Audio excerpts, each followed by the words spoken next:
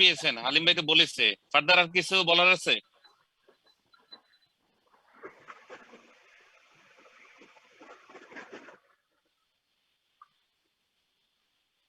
না স্যার।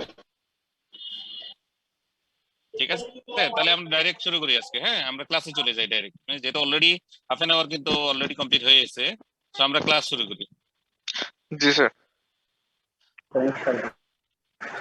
আমি এখানে অলরেডি কি হালিম ভাই শেয়ার করেছে, আমরা দুইজন কো টিচার। স্যার আমি হ্যালো স্যার স্যার জি জি জি জি জি আমি জি তো আমি তো বি গ্রুপ মনে হচ্ছে, আমি তো এখন আইটি গভর্নেন্সে বসছি। আপনি দেখেন লিংকে এখানে এ বি আমার দুইটা গ্রুপ।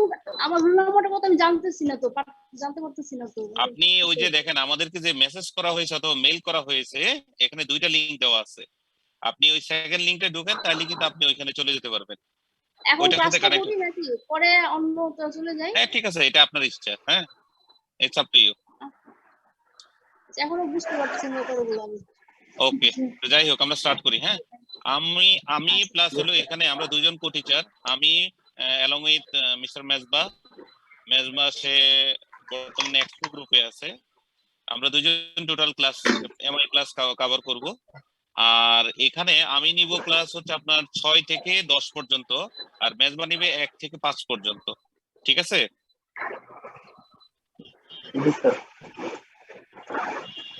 তো আমি যেহেতু আজকে ফার্স্ট ক্লাস, আমি ফার্স্ট টাইম একটু জাস্ট এফএম এর ওভারভিউ দেই। আমি এখানে কোনো স্পেসিফিক কোনো চ্যাপ্টার বলছি না, আমি চ্যাপ্টার 1 থেকে হালকা পাতলা একটু ডিসকাস করতেছি, তারপরে আমি চ্যাপ্টার 6 আমি ডিসকাস করব। চ্যাপ্টার 6 থেকে আমার বেসিক্যালি ফর্মাল স্টার্ট হবে। তো প্রথমেই আসেন জাস্ট হলো জাস্ট জানার জন্য, আসলে ফাইন্যান্সিয়াল ম্যানেজমেন্ট কি? What is financial management?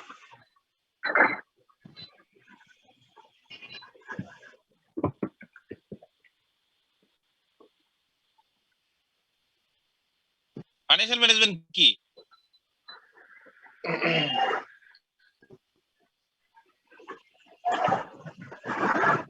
Finance basically কোনো ফর্মাল কোনো ডেফিনেশন না, এটা আপনি যা মনে করেন তাই। Fund management.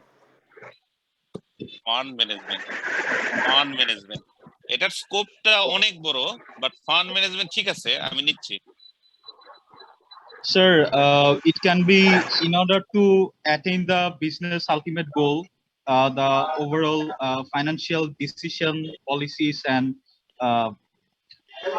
objectives and strategies may be included in the financial management. ওকে, নিচ্ছি আমি।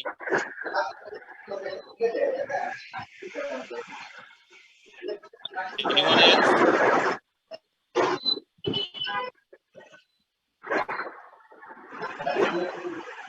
Anyone else?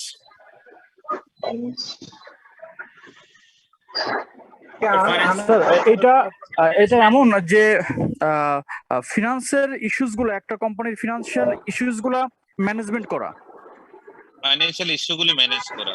Okay, mitigate financial risks and investment analysis. Investment analysis. হ্যাঁ, মিটিগেট ফাইন্যান্সিয়াল রিস্ক এবং রিস্ক এবং ফাইন্যান্সিয়াল ইনভেস্টমেন্ট ডিসিশনও আপনি বলেছেন।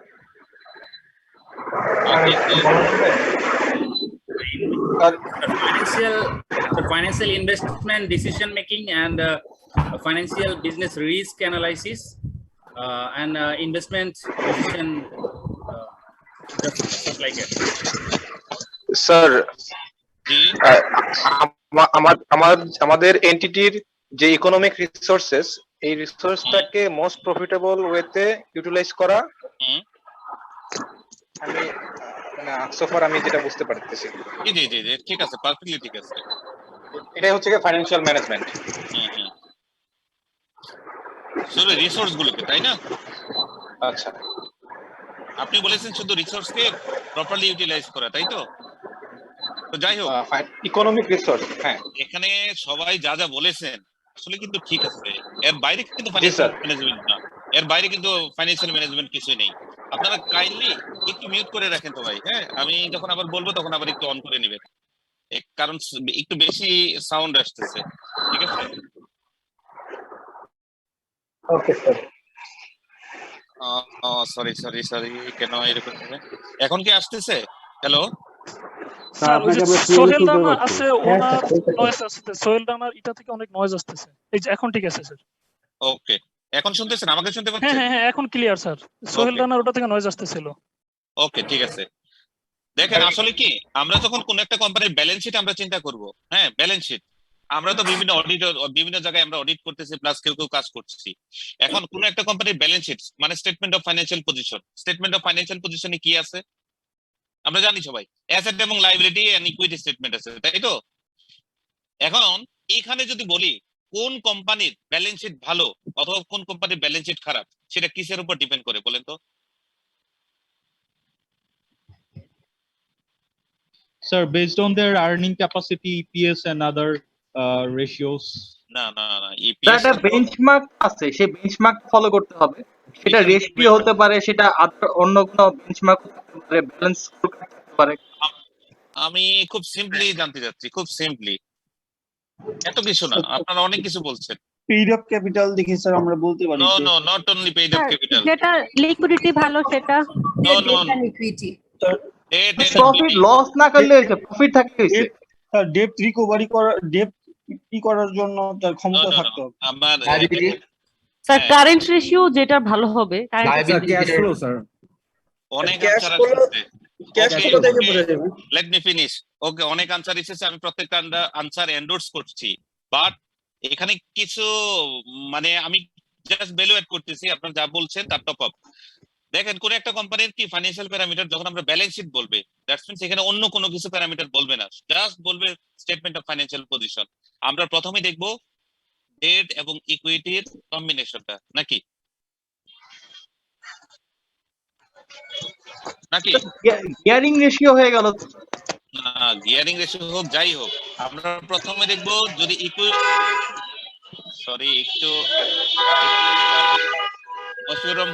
মশিউর রহমান একটু কাইন্ডলি, হ্যাঁ থ্যাংক ইউ। দেখেন প্রথমে আমরা যেটা দেখবো হচ্ছে গিয়ারিং রেশিও। গিয়ারিং রেশিওটা কি আসলে কি, কোন একটা পার্টিকুলার কোম্পানির যদি গিয়ারিং রেশিও ভালো থাকে, গিয়ারিং রেশিও মিন্স হচ্ছে কি ডেট এবং ইকুইটি, হ্যাঁ আপনার ডেটটা যত কম থাকবে ইকুইটিটা তত ভালো থাকবে, তখন এই কোম্পানির কি আপনার ওয়েলথ ম্যাক্সিমাইজ, আমরা বলবো কি এই কোম্পানির ওয়েলথ ম্যাক্সিমাইজেশন আছে, দ্যাটস ওয়াই কি এই কোম্পানির পজিশন কি ভালো। ঠিক আছে, ঠিক আছে। হ্যালো, সো আমরা ফার্স্ট প্যারামিটার কিন্তু এটা ব্যালেন্স শিট থেকে কিন্তু এটা বলবো। এছাড়া কি আপনার লিকুইডিটি রেশিও, কারেন্ট রেশিও, অনেকে কিন্তু অনেক কথা বলেছেন, প্রত্যেকটাই কিন্তু আসলে প্রত্যেকটা parameter, but as a whole যখন আমরা ফার্স্ট লুকে আমরা বলবো কি যদি কোম্পানির ইকুইটি বেস ফাইন্যান্স হয় অথবা কোম্পানি যদি ইকুইটি খুব ভালো থাকে, দ্যাটস মিন্স আমরা ওই কোম্পানিকে ভালো বলবো।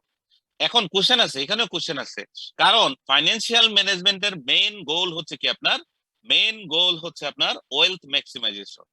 যদি কোম্পানির ওয়েলথ ম্যাক্সিমাইজেশন এনশিওর হয়, দ্যাটস মিন্স কি net asset value per share, যেই কোম্পানির net asset value per share সবচেয়ে হাইয়েস্ট থাকবে এই কোম্পানি তত ভালো থাকবে। Now the question is what is the calculation procedure of net asset value per share? এটা তো আমরা জানি নাকি, আমরা জানি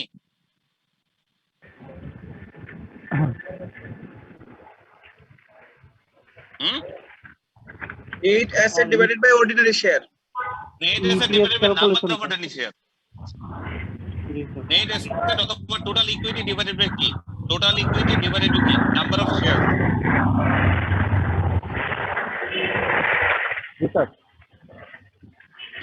প্লিজ কাইন্ডলি একটু করতে হবে, সবার মিউট করতে হবে।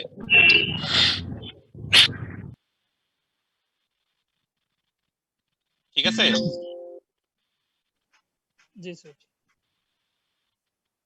এখন দেখেন আমি প্রথমে বলেছিলাম যে ফাইন্যান্সিয়াল ম্যানেজমেন্ট অ্যাকচুয়ালি কি।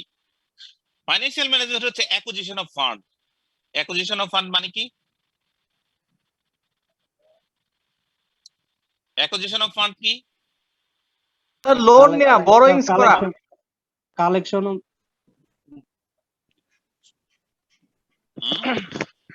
to gather capital, funding inflow.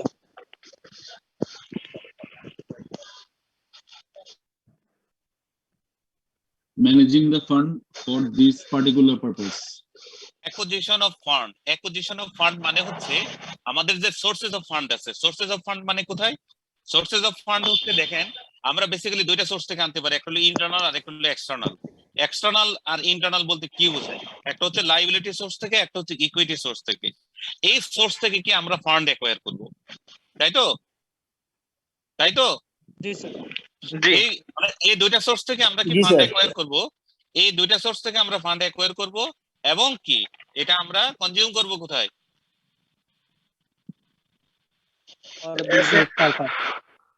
Two maximize asset. Maximization. দেখেন আমি একটু আরেকটু ডিটেইল বলি। হ্যাঁ, এখানে দেখেন ফাইন্যান্সিয়াল ম্যানেজমেন্টের আমরা মেইন গোল বলছিলাম কি ওয়েলথ ম্যাক্সিমাইজেশন, তাই তো? আর এখানে আমরা বলতেছি ফাইন্যান্সিয়াল ম্যানেজমেন্টের মেইন স্টেপই হচ্ছে কি আমরা এই ওয়েলথটাকে ম্যাক্সিমাইজ করার জন্য আমরা বিভিন্ন জায়গায় ইনভেস্টমেন্ট করব, তাই তো? এখন ইনভেস্টমেন্ট করতে গেলেই দেখেন আমাদের প্রথমে যেটা লাগবে এটা হচ্ছে কি সোর্সেস অফ ফান্ড। আমরা কোন সোর্স থেকে আমরা ফান্ড নিব, তাই তো? এখন দেখেন এই সোর্সেস অফ ফান্ড যখনই আমি বলবো সেই ফার্স্ট প্রায়োরিটিতে চলে আসবে কি আপনার? ফার্স্ট প্রায়োরিটিতে চলে আসবে কি আপনার? দেখেন ধরনের একটা বিজনেস মনে করেন ইন্টারনাল সোর্স। Equity sir. হ্যাঁ, ইন্টারনাল সোর্স। আমি বলছি, হ্যাঁ আপনারা যা শুনেন একটু, হ্যাঁ কাইন্ডলি একটু মনোযোগ দিয়ে শুনেন, হ্যাঁ তাহলে ইনশাআল্লাহ হয়ে যাবে। আমরা প্রথমে দেখেন যখন আমরা ফাইন্যান্স স্টার্টিং করব, আপনি ধরেন একটা বিজনেস স্টার্ট করেছেন, আপনি প্রথমে আপনি ফাইন্যান্স নেবেন হচ্ছে আপনার ইন্টারনাল সোর্স, দ্যাটস মিন্স আপনার ইকুইটি থেকে। এখন আপনার মনে করেন কি এই যে আপনি যে বিজনেস স্টার্ট করেছেন এটা আপনার সাফিসিয়েন্ট না, এখন আপনি কি করবেন? আপনার আরো টাকা লাগবে, সো আপনি কি করবেন? এক্সটার্নাল সোর্সে যাব। আপনি বেসিক্যালি ছোট্ট একটা বিজনেস স্টার্ট করেছেন, আপনি আত্মীয়স্বজনের কাছ থেকে টাকা নিয়ে আসবেন নাকি? আপনার যে রিলেটিভ আছে তাদের কাছ থেকে টাকা নিয়ে আসবেন, বাট এটাও আপনার সাফিসিয়েন্ট না, সেক্ষেত্রে আপনি কি করবেন? বিভিন্ন ফান্ড থেকে লোন, ব্যাংক ডিবেঞ্চার।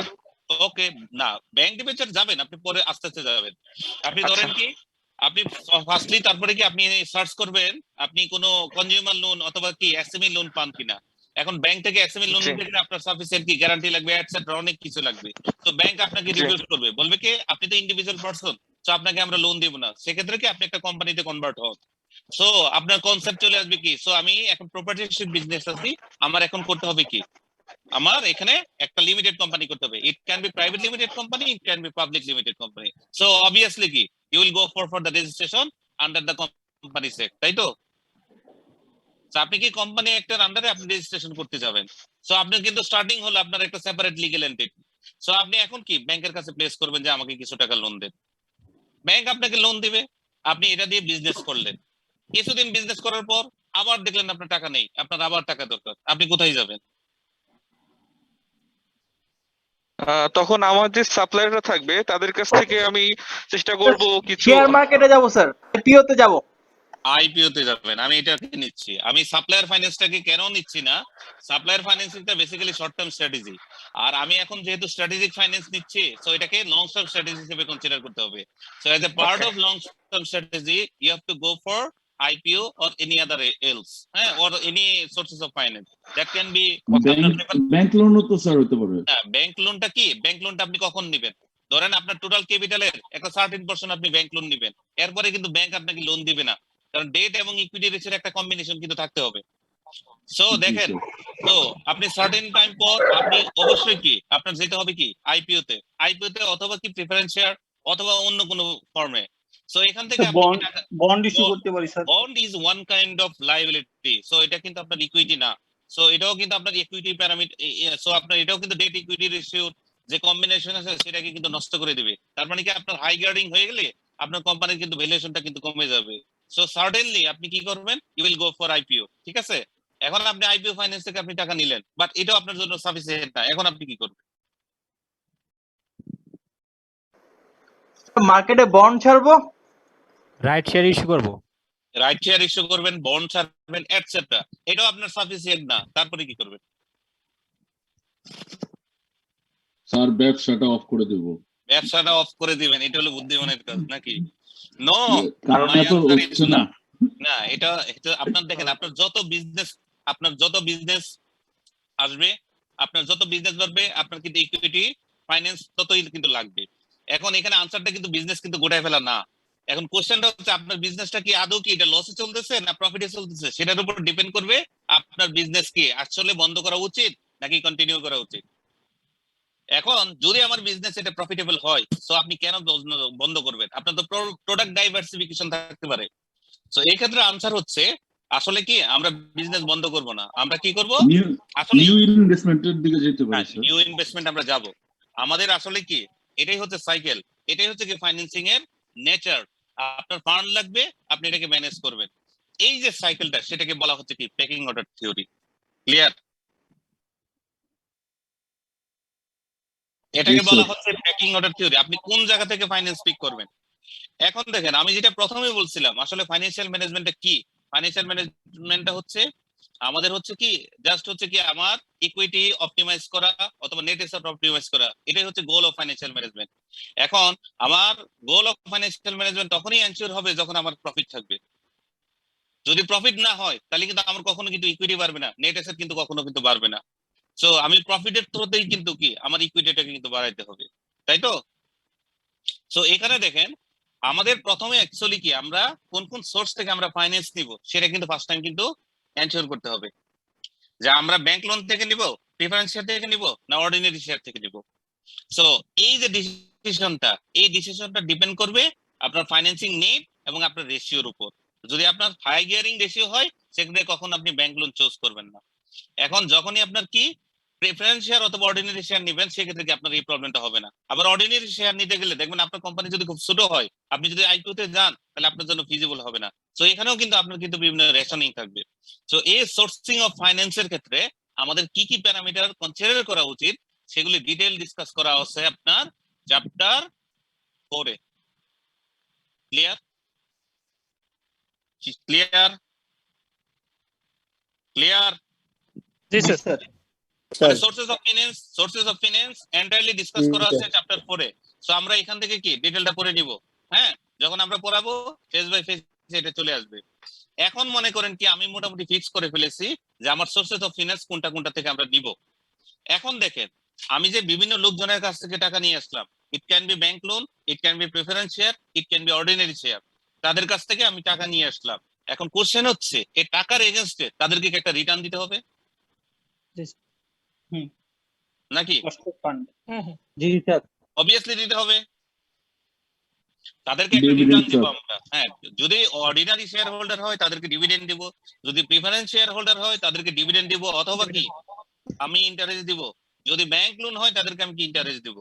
সো আমি যেই সোর্স থেকে টাকা নিয়ে আসি না কেন তাদেরকে কিন্তু একটা রিটার্ন দিতে হবে। এই রিটার্নকে বলা হচ্ছে কি কস্ট অফ ক্যাপিটাল, যেটা আমরা কি চ্যাপ্টার 5 এ আমরা ডিটেইল ডিসকাস করব। ঠিক আছে? ঠিক আছে, এখন আসেন কস্ট অফ ক্যাপিটালে আসলে আমরা কি করব। কস্ট অফ ক্যাপিটালে বেসিক্যালি কস্ট অফ ক্যাপিটালে আমাদের ধরেন ব্যাংক লোনের ক্ষেত্রে আমরা কস্ট অফ ক্যাপিটাল কিভাবে ক্যালকুলেশন করব, ডিবেঞ্চারের ক্ষেত্রে আমরা ব্যাংক ক্যালকুলেশন কিভাবে করব, প্রেফারেন্স শেয়ারের ক্ষেত্রে আমরা কিভাবে কস্ট অফ ক্যাপিটাল ক্যালকুলেশন করব, অর্ডিনারি শেয়ারের ক্ষেত্রে আমরা কিভাবে কস্ট অফ ক্যাপিটাল ক্যালকুলেশন করব, এগুলো ডিটেইল বলা আছে। এখান থেকে কোম্পানির একটা কি weighted average cost of capital আমরা কনসিডার করব, যেটা হচ্ছে কি কোম্পানি ভেরি করতে পারে। হ্যাঁ, কস্ট অফ ক্যাপিটাল এক এক কোম্পানির কিন্তু এক এক রকম আসবে। ঠিক আছে, that's means weighted average cost of capital এক এক কোম্পানির এক এক রকম আসবে। সো এই weighted average cost of capital আমরা বিভিন্ন ফিজিবিলিটি বিভিন্ন ডিসিশনে আমরা কাজে লাগাবো। এই ডিটেইল ডিসকাশনটুকু চ্যাপ্টার 5 এ আমরা ডিসকাস করব। ক্লিয়ার? জি স্যার। ঠিক আছে, এখন দেখেন আমরা কি সোর্স আমরা সিলেক্ট করে ফেললাম, এটার এগেইনস্টে আমাদের কি কি বেনিফিট দিতে হবে সেটাও কিন্তু সিলেক্ট হয়ে গেল। এখন কোশ্চেন হচ্ছে এই যে ফাইন্যান্স গুলি আমি নিয়ে আসলাম, এই ফাইন্যান্স গুলিকে আমি নিশ্চয়ই কি ভালো কোনো জায়গায় ইনভেস্টমেন্ট করব যাতে করে আমার কোম্পানির রিটার্ন এনশিওর হয় নাকি? জি স্যার। সো আমার একটা ভালো এক জায়গায় ইনভেস্টমেন্ট করতে হবে। এখন ইনভেস্টমেন্ট করতে গেলেই কি আপনার বিভিন্ন প্যারামিটার দেখতে হবে, যে আমার বিভিন্ন ইনভেস্টমেন্ট ডিসিশন, যেটা আমাদের ফাইন্যান্সিয়াল ম্যানেজমেন্টের মেজর 3টা ডিসিশন, একটা হচ্ছে ফাইন্যান্সিং ডিসিশন, এক হচ্ছে ইনভেস্টমেন্ট ডিসিশন, আর একটা হচ্ছে কি risk management. No dividend decision. ঠিক আছে, এই 3টা ডিসিশন আমাদের সাথে রিলেটেড। সো আমি এখন যে ডিসকাশন গুলি করতেছি ম্যাক্সিমামই হচ্ছে কি আপনার financing decision. So cost of capital, capital structure, তারপর ক্যাপিটাল রিস্ট্রাকচারিং, তারপরে হচ্ছে আপনার রিস্ক না, এই সবকটাই হচ্ছে কি আপনার ফাইন্যান্সিং ডিসিশন। আর ডিভিডেন্ড ডিসিশন হচ্ছে রিস্ক এন্ড রিটার্ন এবং হচ্ছে কি আপনার চ্যাপ্টার 2, এই দুইটা হচ্ছে কি আপনার ইনভেস্টমেন্ট ডিসিশন। আর ডিভিডেন্ড পলিসি যেটা সেটা ইটসেলফ একটা কি আপনার আলাদা একটা ডিসিশন। সো এই তিনটা ডিসিশনের উপর কি আপনার ফাইন্যান্সিয়াল ম্যানেজমেন্ট দাঁড়ায় আছে। সো এই ইনভেস্টমেন্ট ডিসিশন যেটা আমরা ডিটেইল ডিসকাশন, যেটা আমরা কি বিভিন্ন সোর্স থেকে যে ফাইন্যান্স গুলি নিয়ে আসছি, এই ফাইন্যান্স গুলি আমরা কোনো একটা প্রফিটেবল জায়গায় আমরা ইনভেস্টমেন্ট করব। এই ইনভেস্টমেন্ট করব আমরা দুইটা সোর্সে, একটা হচ্ছে কি নন কারেন্ট অ্যাসেটে, আর একটা করব কি কারেন্ট অ্যাসেটে। ক্লিয়ার? সো এই কারেন্ট অ্যাসেট এবং কি নন কারেন্ট অ্যাসেট, এখান থেকে কি কোম্পানির রিটার্ন আসতে শুরু হবে। সো এই যে রিটার্ন, আমরা কি কি রিটার্ন আসবে, ডিসিশন মেকিং টেকনিক গুলি, এগুলি ডিটেইল ডিসকাশন করা আছে চ্যাপ্টার 2 তে। ঠিক আছে? জি স্যার। ঠিক আছে? জি স্যার। স্যার আপনি থার্ড বললেন যে ডিভিডেন্ড ম্যানেজমেন্ট ডিসিশন, কিন্তু স্যার বইতে যেটা ছিল ওটা তো রিস্ক ম্যানেজমেন্ট ডিসিশন ছিল, থার্ড ওয়ান। আচ্ছা আমি আসতেছি, হ্যাঁ ঠিক আছে, আমি আসতেছি। রিস্ক এন্ড রিটার্ন আরেকটা আছে যেটা হচ্ছে কি ইনভেস্টমেন্ট ডিসিশনের সাথে রিলেটেড। হ্যাঁ আমি আসতেছি এখানে। সো এখানে দেখেন, এখানে আপনি ওই যে, আমি যেহেতু কনফিউশন হয়েছে একটু, আমি বলে দেই। দেখেন জি জি। এই যে দেখেন, হ্যাঁ দেখেন এখানে, হ্যাঁ financing decision chapter 4, 5, 6 and 8, investment decision chapter 2, এটার সাথে risk and return, risk management যেটা, হ্যাঁ এটা ট্রেড অফ হবে। হ্যাঁ এটা ইনভেস্টমেন্ট ডিসিশনের একটা পার্ট, রিস্ক ম্যানেজমেন্ট ডিসিশন। ওকে, আবার এই যে ডিভিডেন্ড ডিসিশন যেটা, সেটাও কি কিছু না কোনো না কোনো ভাবে রিস্কের সাথে কিছুটা অ্যালাইনমেন্ট আছে।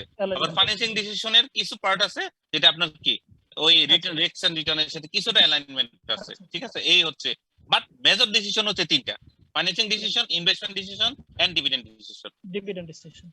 ওকে ওকে। সো দেখেন আমি যেটা বলছিলাম যে, সরি কোথায় ছিলাম, যে আমরা ভালো জায়গায় ইনভেস্টমেন্ট করব, মানে ভালো বলতে আমি প্রফিটেবল জায়গায় ইনভেস্টমেন্ট করব, তাই তো? এই প্রফিটেবল জায়গায় যদি আমি ইনভেস্টমেন্ট করতে চাই, অবভিয়াসলি কি এখানে ফাইন্যান্সিয়াল ম্যানেজমেন্টের যে ডিসিশন টেকনিক গুলি আছে প্রত্যেকটা একটু পজিটিভ আসতে হবে। এর মধ্যে ফার্স্ট হচ্ছে এনপিভি পজিটিভ, আইআরআর ভালো, হ্যাঁ আইআরআর বেশি আসবে, অবভিয়াসলি কি কস্ট অফ ক্যাপিটাল যা আছে তার চেয়ে আইআরআর বেশি হতে হবে, প্লাস কি পেব্যাক পিরিয়ড ভালো হবে, প্লাস হচ্ছে কি অন্যান্য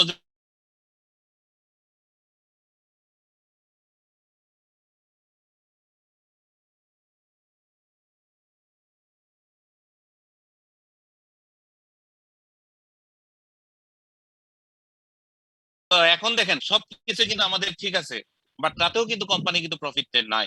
সেক্ষেত্রে আমাদের প্রবলেমটা কি বলেন তো? আমাদের সব প্যারামিটার ঠিক আছে, বাট দেখতেছি কি আমাদের কোম্পানি কি সাফিসিয়েন্ট প্রফিট করতে পারতেছে না।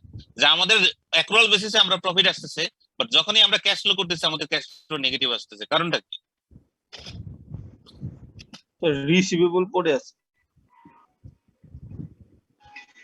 একটা প্যারামিটার এটা, বাট এখানে যেটা ধরেন ক্যাপিটাল স্ট্রাকচার, ক্যাপিটাল স্ট্রাকচার কিন্তু আপনার ডিসিশন, ইনভেস্টমেন্ট ডিসিশন বলেন, ফাইন্যান্সিং ডিসিশনের উপর কিন্তু হিউজ ইমপ্যাক্ট করে। আবার এটা ডিভিডেন্ড ডিসিশনের উপর ইমপ্যাক্ট করে। কিরকম দেখেন, আপনার ধরেন কি আপনার টোটাল পেড আপ ক্যাপিটালের অথবা আপনার টোটাল লাইবিলিটি এন্ড ইকুইটির সিগনিফিকেন্ট পোরশন হচ্ছে কি আপনি ব্যাংক লোন দিয়ে আনছেন। সো আপনার কি, আপনার উপর কিন্তু সবসময় কিন্তু একটা লিকুইডিটি ক্রাইসিস থাকবে, কারণ ব্যাংকের যে ইনস্টলমেন্ট আছে অথবা যে আপনার ডিমান্ড আছে সেটা ফুলফিল করতে গিয়ে দেখবেন কি আপনি হিমশিম খেচ্ছেন। সো আপনার প্রফিট হলেও দেখবেন কি আপনার সাফিসিয়েন্ট কি আপনার ক্যাশ ফ্লো থাকতেছে না। আপনার অপারেটিং প্রফিটটাকে অনেক সময়, সো অপারেটিং ক্যাশ ফ্লোটাকে আপনার অনেক সময় দেখবেন কি নেগেটিভ চলে আসতেছে। ঠিক আছে, সো এই সমস্ত ক্ষেত্রে আমরা তখন এটা চেক করব আসলে আমাদের ক্যাপিটাল স্ট্রাকচারে আপনার রিস্কের পরিমাণ কতটুকু, যেটা আমরা আজকে ডিসকাস করব। ক্যাপিটাল স্ট্রাকচারে আমার যে ক্যাপিটাল স্ট্রাকচার আছে সেটা আদৌ কি কোনো রিস্কি ক্যাপিটাল স্ট্রাকচার নাকি অপটিমাম ক্যাপিটাল স্ট্রাকচার, সো আমার কি কি এখানে কি অ্যাসেসমেন্ট করার সুযোগ আছে। সো এই যে ডিটেইল ডিসকাশন গুলি, সেগুলি কি আমরা চ্যাপ্টার 6 এ ডিটেইল আলোচনা করব। ক্লিয়ার? ঠিক আছে। জি স্যার। এরপরে আসেন, তাতেও দেখলেন আপনি কি আপনার ক্যাপিটাল স্ট্রাকচার, আপনি আপনার যে অপটিমাম ক্যাপিটাল স্ট্রাকচার যা কিছু বলে সেগুলো অনুযায়ী কিন্তু আপনি সবকিছু কিন্তু ঠিক করেছেন, বাট আপনার কোম্পানি প্রফিটে আসতেছে না, অথবা কি আপনি ক্রাইসিসের মধ্যে আছেন। সো সেক্ষেত্রে আপনি কি করবেন?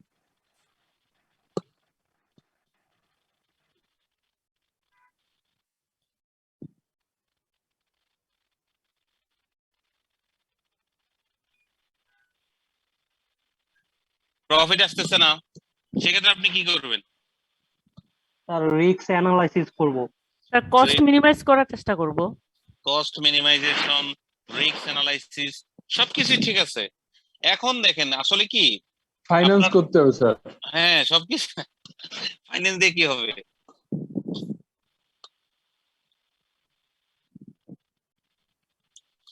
এরকম হতে পারে না, ধরেন আপনার যে বিজনেস সেগমেন্ট আছে, আপনার ধরেন কি 3টা সেগমেন্ট আছে।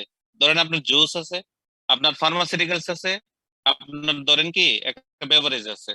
এখন দেখা গেল ফার্মাসিউটিক্যাল বিজনেসটা আপনার খুব ভালো প্রফিট দিচ্ছে, কিন্তু কনজিউমার গুডস যেটা সেটা আপনার সাফিসিয়েন্ট প্রফিট আসতেছে না। আবার যেটা বেভারেজ আছে সেটা হলো এভারেজ প্রফিট দিচ্ছে। এখন যখনই আপনি 3টা ইউনিট অ্যাড করতেছেন আপনার কোম্পানির অবস্থা ভালো হচ্ছে না, হতে পারে না? অথবা কি আপনি ওই যে একজন যেটা বললেন যে আসলে আমাদের চিন্তা করতে হবে কি আমাদের আসলে ওই রিস্ক অ্যানালাইসিস, হ্যাঁ রিস্ক অ্যানালাইসিস করে আপনি দেখলেন কি আপনার যে ছোটখাটো কোম্পানি আছে তারা আপনার কি বিভিন্ন স্ট্র্যাটেজির কারণে খুব ভালো করছে, বাট আপনি কি ওই রকম ভাবে সাপোর্ট দিতে পারতেছেন না, অথবা আপনার কোম্পানি খুব একটা ভালো করতে পারতেছে না। সো আপনার এই ধরনের কিন্তু বিভিন্ন প্যারামিটার কিন্তু আপনাকে এখানে কিন্তু কনসিডার করতে হবে। এর বাইরেও দেখেন আবার বিভিন্ন ধরনের ইস্যু আসতে পারে, লাইক হচ্ছে আপনার যে আপনার যে সাবসিডিয়ারি কোম্পানি আছে সেই কোম্পানিটা ভালো করছে, হ্যাঁ আপনার প্যারেন্ট কোম্পানি ভালো করছে না। এই ধরনের বিভিন্ন কথাবার্তা কিন্তু আপনার চলে আসবে। তখনই দেখেন আপনার এই কথাগুলি যখন আপনি ডিসকাস করবেন, সো আমরা এখন কি করতে পারি, আমাদের স্ট্র্যাটেজিক্যালি চিন্তা করতে হবে। আমরা কি ওই আমাদের যে কম্পিটিটর যে আছে, যে কোম্পানিটা আছে এখনো ছোট আছে, তাদেরকে কি আমরা কিনে নিব কিনা? যেমন হচ্ছে আপনার যে আইটি ইনফ্রাস্ট্রাকচারের যে সমস্ত কোম্পানিগুলি, লাইক হচ্ছে ফেসবুক, আপনার তারপরে বিভিন্ন ধরনের হ্যাঁ গুগল এটসেট্রা, যখনই দেখবেন কি বাংলাদেশ থেকে অথবা অন্য কোনো কান্ট্রি থেকে ছোটখাটো কোনো একটা আপনার ইনভেনশন হয় আইটি রিলেটেড, দেখবেন কি বড় কোম্পানিগুলো কিন্তু অ্যাকোয়ার করে নিয়ে যায়। হ্যাঁ এই ধরনের বিভিন্ন ধরনের সিস্টেম অ্যানালাইসিস, অথবা মনে করেন আমি যে আমার বিজনেস ইউনিট 3টা আছে, একটা হচ্ছে আমি যেটা বলেছিলাম বেভারেজ, একটা হচ্ছে কনজিউমার গুডস, আর একটা হচ্ছে ফার্মা। ফার্মার প্রফিট খুব ভালো, বেভারেজ এভারেজ, বাট হচ্ছে কনজিউমার গুডস কি আপনার প্রফিট আসতেছে না। তো আপনি চিন্তা করবেন কি আমার এই কনজিউমার গুডস যেটা আছে সেটাকে কি আমি সেল আউট করা, ডাইভেস্টমেন্ট করে দেওয়া, হতে পারে। জি স্যার। অথবা কি আপনার যে ক্যাপিটাল স্ট্রাকচার আছে এটাকে টোটালি কি আপনি রিডিজাইন করা, এটা কোনোভাবেই কি আপনার জন্য ফ্রুটফুল না। আপনি টোটালটাকে রিডিজাইন করে নতুন ভাবে কি আপনি একটা বিজনেস স্টার্ট করলেন, অথবা মালিকের চেয়ে দেখলেন কি ম্যানেজমেন্ট কি বেশি এক্সপার্ট, এটাকে ম্যানেজমেন্ট বাই আউট, এমবিআই নাকি এমবিও এমবিআই দুইটাই হতে পারে। ঠিক আছে, বিভিন্ন ধরনের কি মার্জার অ্যাকুইজিশন হতে পারে। আপনার ছোট্ট কোম্পানি সে ভালো করছে, তাকে কিনে নিয়ে কি একটু তাকে স্টপ করে দেন স্ট্র্যাটেজিক্যালি। অথবা কি আপনি অন্য একটা কোম্পানিকে কি এখন দেখলেন কি আপনি আপনি একটা কোচিং বিজনেস দিয়েছেন, বাট এখন হোটেল বিজনেস ভালো করতেছে, দূর দূরান্ত থেকে লোকজন কি হোটেলে থেকে তারপরে কি পড়াশোনা করবে, হ্যাঁ আপনি হোটেল বিজনেসের দিকে ডাইভার্সিফাই করতেছেন। এই ধরনের বিভিন্ন ডিসিশন আপনি কি চ্যাপ্টার চ্যাপ্টার এইটা আমরা ডিসকাস করব। ঠিক আছে, ঠিক আছে। সো চ্যাপ্টার 8 যখন আপনার সাফিসিয়েন্ট হয়ে যাবে, আপনার সবকিছু এখন কি ভালো হয়ে গেল। সো এখন আপনার financing decision plus investment decision দুইটাই আপনার জন্য যখনই ফ্রুটফুল হবে, তখনই কি আপনি ডিভিডেন্ড ডিসিশনটাকে আপনি প্রপারলি কাজে লাগাইতে পারবেন। এখন আসেন আপনি ডিভিডেন্ড ডিসিশন আপনি কি দিবেন, আপনি স্টেবল ডিভিডেন্ড দিবেন, আপনি কনস্ট্যান্ট ডিভিডেন্ড দিবেন, নাকি আপনি কি রেগুলার ডিভিডেন্ড দিবেন, আপনি নো ডিভিডেন্ড দিবেন এটসেট্রা। তো আপনার এই সমস্ত ডিসিশনের উপর বেসিস করে আপনি আপনার ডিভিডেন্ড পলিসিটাকে আপনি সাজাবেন। এই ডিভিডেন্ড পলিসির বিভিন্ন প্যারামিটার, ডিভিডেন্ড পলিসি কিভাবে সাজাইতে হয়, ডিভিডেন্ড পলিসি আপনার কি কি ফ্যাক্টর আপনার ডিভিডেন্ড পলিসিকে ইমপ্যাক্ট করে, এবং আপনি কখন কোন সময় কিভাবে আপনি ডিভিডেন্ড দিবেন, হ্যাঁ এই সমস্ত জিনিসগুলো আমাদের ডিসকাস করা হচ্ছে চ্যাপ্টার 7। ঠিক আছে, চ্যাপ্টার 7 এর ডিটেইল ডিসকাস করা আছে, যেটা আমি কভারেজ দিব হয়তো আজকের ক্লাসে, যদি আজকের ক্লাসে হবে না, আজকে আমি চ্যাপ্টার 6 ভালো করে ডিসকাস করে দিব। আর আমার ধরেন এখন সব কিছু ঠিক আছে, সো চ্যাপ্টার 9 পর্যন্ত 8 পর্যন্ত কিন্তু আমরা সবকিছু কিন্তু বলে ফেলেছি। হ্যাঁ এখন আসেন risk return and risk management. Risk return যেটা ইনভেস্টমেন্টের সাথে রিলেটেড, যেটা চ্যাপ্টার 3 এর সাথে থেকে আপনারা পড়বেন। আর রিস্ক ম্যানেজমেন্ট যে পার্টটুকু 9-10, যেটা হচ্ছে কি বেসিক্যালি কি ফাইন্যান্সিয়াল ম্যানেজমেন্ট এখন কি উইথিন দ্য কান্ট্রির মধ্যে লিমিটেড না, এখন বিভিন্ন ধরনের ডেরিভেটিভস এবং অপশনগুলি কিন্তু চলে আসছে। এই ডেরিভেটিভস এবং অপশনগুলি এগুলি কি বর্তমান ফাইন্যান্সিয়াল ম্যানেজমেন্টের উপর কি একটা ডিসিশনের উপর, ইনভেস্টমেন্ট ডিসিশন বলেন, ফাইন্যান্সিং ডিসিশনের উপর, এগুলির উপর কিন্তু একটা ইম্প্যাক্ট আছে। সো আমরা কি করব এখন আমরা করব কি শুধু ফাইন্যান্সিয়াল ম্যানেজমেন্ট উইথিন দ্য কান্ট্রির মধ্যে থাকবে না, এটাকে ইন্টারন্যাশনাল পর্যায়ে নিয়ে যেতে হবে। সো এই ইন্টারন্যাশনাল যে ফাইন্যান্সিয়াল ম্যানেজমেন্ট গুলি আছে, ডেরিভেটিভস গুলি আছে, অপশন, হেজিং, রিস্ক এবং ওইগুলির সাথে অ্যাসোসিয়েটেড রিটার্ন এন্ড রিস্ক যেগুলো আছে সেগুলো আমরা ডিটেইল ডিসকাস করব চ্যাপ্টার 9 এন্ড 10 এ। তো আমরা যদি এইভাবে যদি আমরা কভারেজ দিতে পারি, ইনশাআল্লাহ ফাইন্যান্সিয়াল ম্যানেজমেন্টের আপনি শুধু প্ল্যানিংটা যদি ভালো থাকে এবং আপনার যদি কভারেজটা একটু ভালো থাকে, ফাইন্যান্সিয়াল ম্যানেজমেন্ট আপনার ফেল করার কোনো কারণই আমি খুঁজে পাচ্ছি না। আপনারা কি আমার সাথে একমত? একমত? জি স্যার। জি স্যার, ভালো করে পড়তে হবে। ইনশাআল্লাহ ভালো করে পড়তে হবে না, স্মার্টলি পড়তে হবে। জি স্যার। পড়ে তো সবাই, তাই না? আমি যেটা দেখেছি আমার লাইফে, ধরেন স্কুল কলেজে, আসলে স্কুলে তো আসলে দেখা যায় যে যারা স্পেশালি ধরেন গ্রামের স্কুলে পড়ালেখা করেছেন, যেমন আমি আমার নরসিংদে আমার এসএসসি, হ্যাঁ, তো ওইখানে যেটা দেখেছি, ধরেন কে কি পড়তেছে না পড়তেছে মোটামুটি কিন্তু একটা ইয়া কিন্তু থাকে যে কি বলবো এটা, ওই কে কি পড়ছে অথবা কভারেজ দিচ্ছে সেটা কিন্তু বোঝা যায়। তো ওই অনুযায়ী কিন্তু আপনি ডিসিশন নিতে পারবেন নাকি।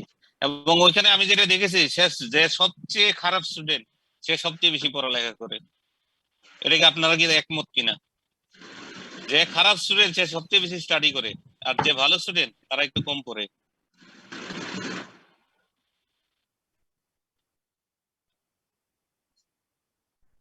একমত? জি স্যার। জি স্যার। তো এই কারণে আমি যেটা বলি সহমত।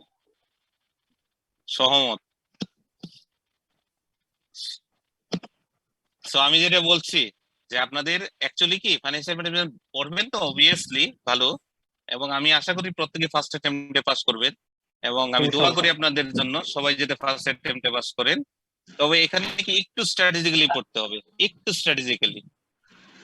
হ্যাঁ, কিভাবে আমি চ্যাপ্টার বাই চ্যাপ্টার যখন পড়াই, এখানে আমি হালকা ডিসকাস করব, হয়তোবা এক একজনের পড়ার স্ট্র্যাটেজি এক এক রকম, হ্যাঁ, কারোর সাথে কারোটা ম্যাচ করে না, বাট তবুও আমি ট্রাই করবো আপনাদেরকে কিছু গাইডলাইন দেওয়ার, যে কিভাবে পড়লে তাড়াতাড়ি, ইভেন ফার্মের যারা বড় ভাই আছেন, হ্যাঁ, তাদের সাথে অবশ্যই বিষয়গুলি শেয়ার করবেন, যে এই চ্যাপ্টার গুলি যদি কিভাবে পড়লে আপনারা তাড়াতাড়ি বেশি কভারেজ দিতে পারবেন। এই ইস্যুগুলি আপনারা ওইখান থেকে শুনে শুনে ইনশাল্লাহ যে যার মতো করে পলিসি করে আপনারা প্রিপারেশন নেন, ইনশাল্লাহ দেখবেন কি ফার্স্ট অ্যাটেম্পটে সবাই পাস করতেছে। ঠিক আছে, তো আমরা স্টার্ট করি। আমাদের ফাইন্যান্সিয়াল ম্যানেজমেন্টের একটা ওভারভিউ হয়ে গেল, এখন আমরা চ্যাপ্টার 6 থেকে স্টার্ট করি। যদি কারো কোনো কোশ্চেন থাকে বলেন।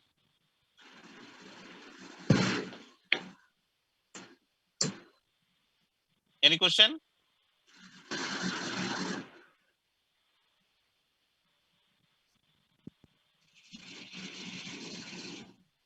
কোনো কোশ্চেন আছে?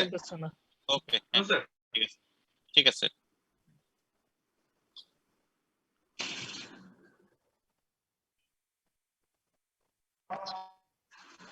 স্যার ম্যাটেরিয়াল হিসেবে আমরা কি কি মানে কি করব? আইসিবি থেকে যা দিয়েছে তাই। কোনো স্পেসিফিক কোনো নেই? ম্যাটেরিয়াল, হ্যাঁ, ম্যাটেরিয়াল আসলে কি, আপনি ফাইন্যান্সিয়াল ম্যানেজমেন্টে ম্যাটেরিয়ালের কোনো অভাব নেই। আপনি বইটা কি পড়েছেন? বই কি দেখেছেন?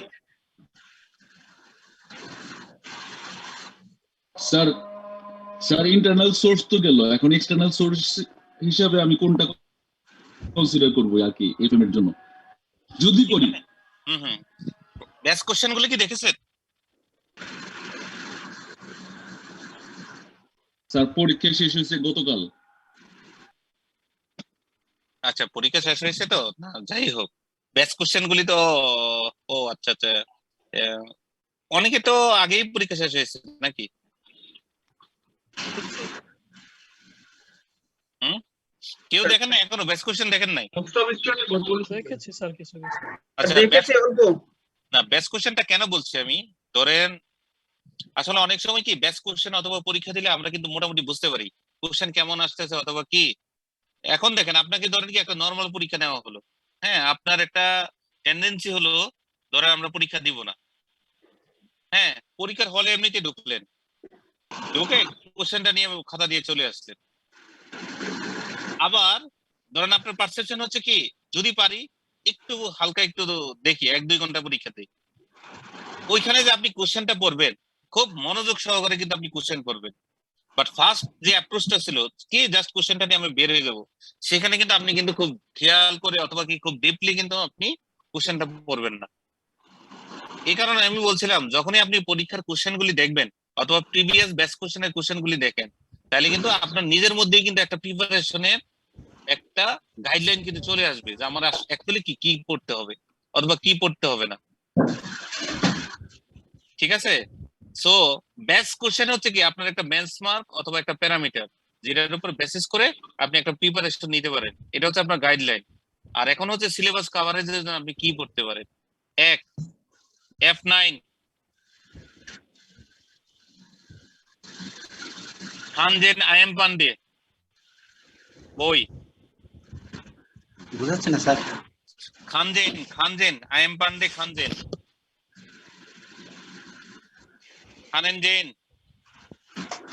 আইএম পান্ডে, খানজেনের দেখবেন কি 400 700 হ্যাঁ 800 প্লাস বিভিন্ন ধরনের অঙ্কের বই আছে।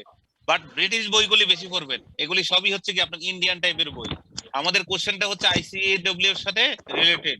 সো ইংল্যান্ডের বইগুলি আপনার ব্রিংহামের বইটা ভালো, এখানে আবার অঙ্ক প্র্যাকটিসটা কম আছে। তো ব্রিংহামের 2টা বই আছে, একটা হচ্ছে আপনার ইন্ট্রোডাকশন কি জানি, আর একটা হচ্ছে ম্যাথমেটিক্যাল প্র্যাকটিস যেটা, হ্যাঁ, তো সেটা কিনবেন, সেখানে দেখুন অঙ্ক বেশি আছে। সো ওই অঙ্কগুলিকে আপনারা প্র্যাকটিস করবেন।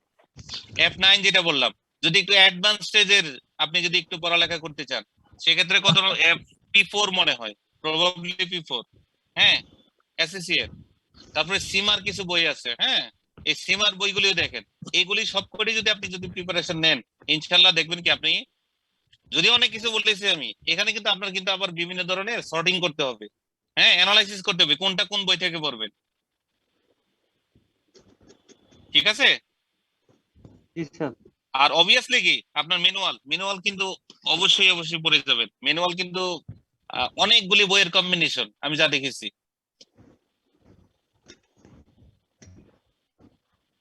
ওকে, জি স্যার। সো ম্যানুয়ালটা কিন্তু খুব ভালো করতে হবে। ওকে, তাহলে আমরা স্টার্ট করি। Operating gearing ratio, operating leverage, আর হচ্ছে ফাইন্যান্সিয়াল লিভারেজ অথবা গিয়ারিং রেশিও। এগুলি আসলে কি অঙ্ক করাবো না, হ্যাঁ, জাস্ট হলো আপনার জানার জন্য। এই রিলেটেড একটা অঙ্ক আসছিল কিছুদিন আগে, হ্যাঁ, এখন দেখতেছি কিছু এই টাইপের কিছু অঙ্ক দিয়ে দেয়, ব্যাংক লোনের সাথে মার্জ করে আপনার এই ধরনের অঙ্ক দিয়ে দেয়।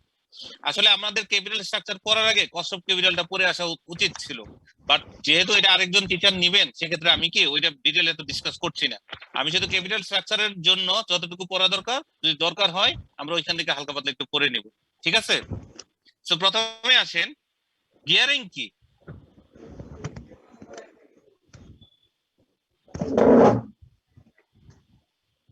গিয়ারিং রেশিও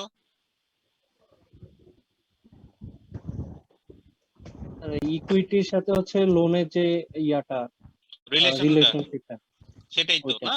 আমি টোটাল অ্যাসেটের কত পার্সেন্ট আমি লোন নিয়ে ফাইন্যান্স করেছি, অথবা টোটাল ফাইন্যান্সিং এর কত পার্সেন্ট আমার লোন অথবা external finance. Financial management external finance বলতে কি বোঝায় বলেন তো? আমরা অ্যাকাউন্টিং এ তো জানি, লায়াবিলিটি হচ্ছে কি এক্সটার্নাল আর ইকুইটি হচ্ছে কি ইন্টারনাল, তাই তো। কিন্তু ফাইন্যান্সিয়াল ম্যানেজমেন্টে কিন্তু সবই হচ্ছে কি আপনার ইন্টারনাল এক্সটার্নাল নাই, সবই হচ্ছে কি আপনার ক্যাপিটাল স্ট্রাকচারের কম্পোনেন্ট। আর এক্সটার্নাল যেটা সেটা অনলি হচ্ছে কি আপনার এনবিআর কে আমরা যে ট্যাক্স পেমেন্ট করতেছি সেটা হচ্ছে এক্সটার্নাল। ক্লিয়ার? জি স্যার। আমরা ইন্টারনাল এক্সটার্নাল কোনো কিছু বলবো না, আমরা বলবো কি সবাই হচ্ছে কি ক্যাপিটাল স্ট্রাকচারের কম্পোনেন্ট। এরা হলো কন্ট্রিবিউটর, ঠিক আছে? এরা হচ্ছে ফাইন্যান্সিয়াল ম্যানেজমেন্ট অথবা আপনার কোম্পানির ক্যাপিটালের কন্ট্রিবিউটর। সো এদেরকে আমরা এক্সটার্নালও বলবো না, ইন্টারনালও বলবো না। যদি এক্সটার্নাল বলতে হয় অনলি আমরা শুধু এনবিআর কে আমরা কি বলবো, এক্সটার্নাল, ঠিক আছে? আর বাকি সবাই হচ্ছে কি ইন্টারনাল হিসাবে কাউন্ট করবো। তো যাই হোক, এটা ফাইন্যান্সিয়াল ম্যানেজমেন্টে। বাট অ্যাকাউন্টিং এ কি? অ্যাকাউন্টিং এ ডেট এবং ইকুইটি পার্টিসিপেন্ট যারা, তারা হলো ইন্টারনাল, আর ডেট পার্টিসিপেন্ট যারা আছে তারা হচ্ছে কি external. So operating gearing, financial gearing, এগুলি আপনার ইন্ডিয়ান বইগুলিতে খুব ভালো লিখছে। আমরা যেহেতু ক্যাপিটাল স্ট্রাকচার পড়ছি, সো আমরা জাস্ট হালকা একটু ধারণা নিয়ে নিব। অপারেটিং আমি যদি statement of profit and loss and other comprehensive income বলি, তাহলে বলেন তো অপারেটিং কোন পর্যন্ত আসবে? আমার কি কি এক্সপেন্স অথবা কি কি ইনকাম কনসিডার করার পর অপারেটিং ইনকাম অথবা অপারেটিং প্রফিট আসবে? Cost of sales, general and admin expense. প্রথমে আছেন সেলস থেকে সিওজি মাইনাস করে দেব, আমরা সিওজি মাইনাস করে দেব, তাই তো? অপারেটিং এক্সপেন্স মাইনাস করব এরপর। আমার জিপি আসবে, জিপি থেকে অপারেটিং এক্সপেন্স মাইনাস করার পর আমার যে প্রফিটটুকু আসবে অথবা যে রিমেইনিং পোরশন থাকবে সেটা হচ্ছে কি আমার earnings before income from operation or EBIT, earnings before interest and tax, ঠিক আছে? সো দেখেন সেলস থেকে স্টার্ট হয়ে ইবিআইটি পর্যন্ত, তাই তো? জি স্যার। সো এই দুইটার যে রিলেশন সেটাই হচ্ছে কি আপনার operating gearing or operating leverage. আর বলা দরকার আছে? না স্যার, নাম দিয়ে কিন্তু বোঝা যায়, ঠিক আছে? ক্লিয়ার? জি স্যার। ফাইন্যান্সিয়াল গিয়ারিং এরপরে কি? আমার ইবিআইটি আসলো, এরপরে কি আসলো? ইবিআইটি থেকে মাইনাস করব কি? ইবিটি। হ্যাঁ, ইবিটি আসবে। ইবিটির পর কি আসবে? ট্যাক্স আসবে। পর কি আসবে? আপনার ইএটি। তার মানে দেখেন ফাইন্যান্সিয়াল গিয়ারিং অর লিভারেজ কি ঠিক তারপরের যে পোরশনটুকু সেটার সাথে রিলেটেড না? জি স্যার, ইবিটির সাথে। তার মানে কি ইবিআইটি আমার সাফিসিয়েন্ট কিনা, ইবিআইটি আমার সাফিসিয়েন্ট কিনা, ইবিআইটি বলছি আমি, ইবিআইটি আমার সাফিসিয়েন্ট কিনা, যাতে করে কি আমার যে ইন্টারেস্ট এক্সপেন্স আছে সেটা আমি কভার করতে পারি। সেটাই হচ্ছে কি আমরা ফাইন্যান্সিয়াল লিভারেজ, নাকি? জি স্যার। সো আমরা দেখেন আমি বলছি কি আমার যদি ইবিআইটি সাফিসিয়েন্ট থাকে, ইবিআইটি, সেক্ষেত্রে কি আমরা ফাইন্যান্সিয়াল গিয়ারিং অথবা ফাইন্যান্সিয়াল লিভারেজ যেটা আছে সেটা আমরা কি মিট আপ করতে পারবো, অথবা ফাইন্যান্সিয়াল রিস্ক যেটা আছে সেটা কি আমরা কভার করতে পারবো। যদি ইবিআইটি না থাকে সেক্ষেত্রে কি আমরা কখনো কি ফাইন্যান্সিয়াল গিয়ারিং অথবা ফাইন্যান্সিয়াল লিভারেজ কে সাপোর্ট দিতে পারবো না। এখন আমি যদি টোটাল গিয়ারিং অথবা টোটাল লিভারেজ কে বলি, তাহলে দেখেন তাহলে কি কি দাঁড়াবে? সরি, আমি ফাইন্যান্সিয়াল গিয়ারিংটা ক্লোজ করি নাই। সো আমার দেখেন ফাইন্যান্সিয়াল গিয়ারিং স্টার্ট হবে ইবিআইটি থেকে, ক্লোজ হবে কি? ক্লোজ হবে কোথায় গিয়ে? ইবিটি তে। Earnings after tax, EAT. আমি নেট আর্নিংসই বলি। অনেকে ট্যাক্স কনসিডার করে, অনেকে ট্যাক্স কনসিডার করে না, কারণ এক এক দেশে কি আপনার ট্যাক্সের অ্যাপ্লিকেশন এক এক রকম। সো আমরা বলি কি আর্নিংসই বললাম, ঠিক আছে? সো আমার দেখেন আর্নিংসটা আমার সাফিসিয়েন্ট আছে কিনা, মানে ইবিআইটির পর আমি ইন্টারেস্ট দেওয়ার পর আমার আর্নিংসটা সাফিসিয়েন্ট আছে কিনা। এইখান থেকে কি আপনার ফাইন্যান্সিয়াল গিয়ারিং অথবা ফাইন্যান্সিয়াল লিভারেজ স্টার্ট হয়। সো এখন আমি যদি ফুল অথবা টোটাল গিয়ারিং কাউন্ট করি, তাহলে দেখেন সেলস থেকে শুরু হয়ে একেবারে কি ইনকাম স্টেটমেন্টের যে লাস্ট কম্পোনেন্ট আছে ইএটি, আর্নিংস আফটার ট্যাক্স, সেই পর্যন্ত যে টোটাল রিস্ক সেটা হচ্ছে কি total gearing. Clear? Clear? So আমি যদি টোটাল গিয়ারিং বলি তাহলে ইএটি ডিভাইডেড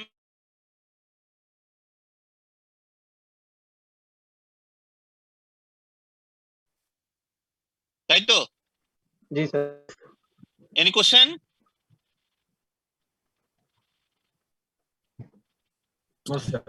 কোশ্চেন কি তো এখনই করতে হবে, কারণ ফাইন্যান্সিয়াল ম্যানেজমেন্ট তো এখন যদি না পড়েন অথবা এখন যদি কোশ্চেন না থাকে, সামনে দেখবেন কি কোশ্চেন গুলি কিউমুলেটিভ হতে হয়, কিউমুলেটিভ হয়ে যায়। কিউমুলেটিভ হলে তখন আর কিন্তু ফাইন্যান্সিয়াল ম্যানেজমেন্টে আমি পড়াবো কিন্তু আপনারা মজা পাবেন না। আমার সাথে থাকতে হবে। ফাইন্যান্সিয়াল গিয়ারিং পর্যন্ত ক্লিয়ার স্যার? ফাইন্যান্সিয়াল গিয়ারিং পর্যন্ত ক্লিয়ার? ওরে আল্লাহ, ও সরি, ফাইন্যান্সিয়াল গিয়ারিং, সরি, হ্যাঁ এই পর্যন্ত ক্লিয়ার। এরপরে আমি যেটা বলেছিলাম, এখন দেখেন আমি অপারেটিং গিয়ারিং বলেছি ইবিআইটি, নিচে হলো সেলস, আর এখানে বললাম কি ইবিআইটি উপরে, নিচে হলো ইএটি। এখন আমি যদি টোটাল গিয়ারিং কভার করি তাহলে ইবিআইটি কি বাদ থাকবে কি ইএটি এবং সেলস, এই দুইটা রিলেশন, এটাই হচ্ছে কি টোটাল গিয়ারিং। ক্লিয়ার? জি স্যার। ঠিক আছে।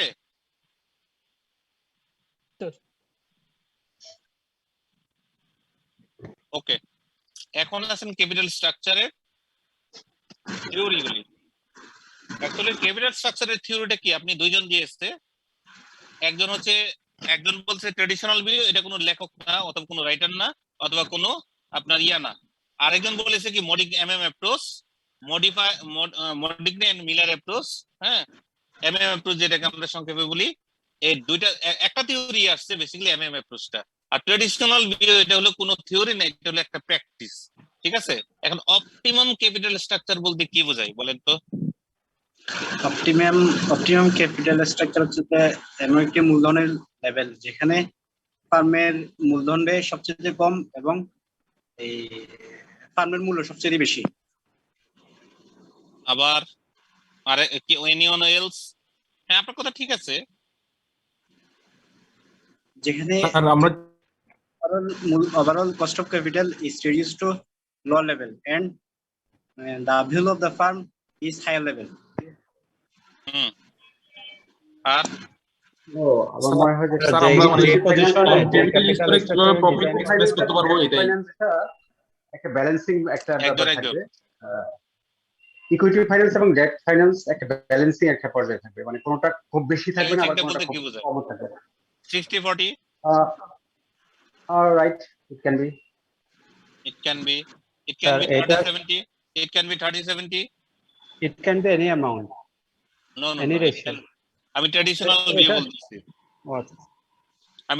আমি এমএম অ্যাপ্রোচে এখনো যাই নাই, আমি ট্র্যাডিশনাল ভিউতে বলছি যে অ্যাকচুয়ালি কি। অ্যাকচুয়ালি স্যার এটা সেই পয়েন্টে মেইন করবে যেখানে হচ্ছে আমার কস্ট অফ ক্যাপিটাল সবচেয়ে কম থাকবে, যেই স্ট্রাকচার করলে আমার কস্ট অফ ক্যাপিটাল কম থাকবে সেটা হচ্ছে কোন স্ট্রাকচার? Capital structure. না যেমন কত পার্সেন্ট অপটিমামে। হ্যাঁ, অপটিমামে বেসিক্যালি কি ক্যাপিটাল, যদি আমি ট্র্যাডিশনাল ভিউ বলি, এটার আসলে কি এক জায়গায় কোনো সায়েন্টিফিক কোনো মেথড নাই, এটা হলো একটা প্র্যাকটিস এবং এটা হচ্ছে ট্রায়াল এন্ড এররের মাধ্যমে এটাকে ফিক্স করা হয়েছে, তাই তো? তো ফিক্স করে কি এখানে বলেছে ডাইরেক্টলি যেখানে আমার ভ্যালু অফ দ্য ফার্ম সবচেয়ে হাইয়েস্ট থাকবে এবং যেখানে আমার weighted average cost of capital কি সবচেয়ে লোয়েস্ট থাকবে, সেটা হচ্ছে আমার অপটিমাম ক্যাপিটাল স্ট্রাকচার, তাই তো? তাই তো?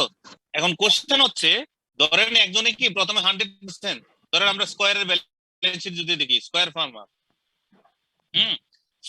ব্যালেন্স শিট যদি দেখি, সরি, এখানে দেখবেন কি কোনো আপনার লোন নেই।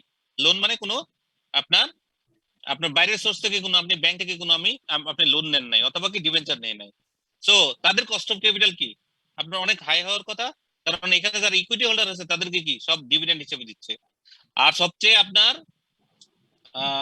কি বলে চিপেস্ট সোর্সেস অফ ফাইন্যান্স হচ্ছে কি? সবচেয়ে চিপেস্ট সোর্সেস অফ ফাইন্যান্স কি? সবচেয়ে সস্তায় পাওয়া যায় কোনটায়? ঠিক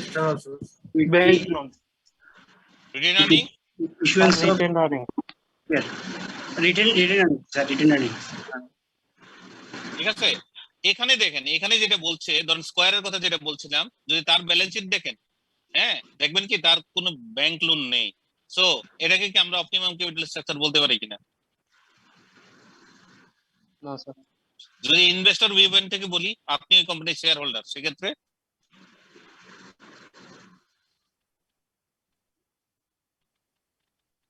বলা যায় না অপটিমাম, বলা তো যায়, আই থিংক বলা যায় না স্যার,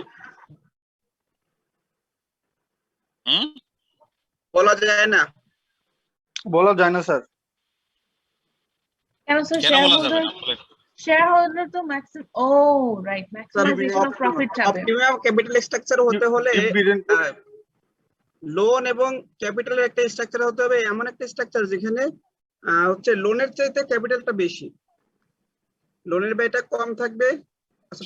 আসলে না, উনি ঠিক আছে, হ্যাঁ উনি ঠিক আছে, লোনের পরিমাণ কম থাকবে, ইকুইটির পরিমাণটা বেশি থাকবে। বেশি থাকবে, আসলে জি স্যার। এই যে রেজাল্টটা, এই রেজাল্টটাই দেখেন কি এটা প্র্যাকটিস থেকে আসছে। দেখেন আমি এখানে আপনাকে কতগুলি পয়েন্টের কথা বলি, যেমন স্কয়ার ফার্মের কথা বললাম, যে আপনি যদি এখানে বলেন তার weighted average cost of capital কত, আপনি আনডাউটলি বলবেন কি অনেক হাই।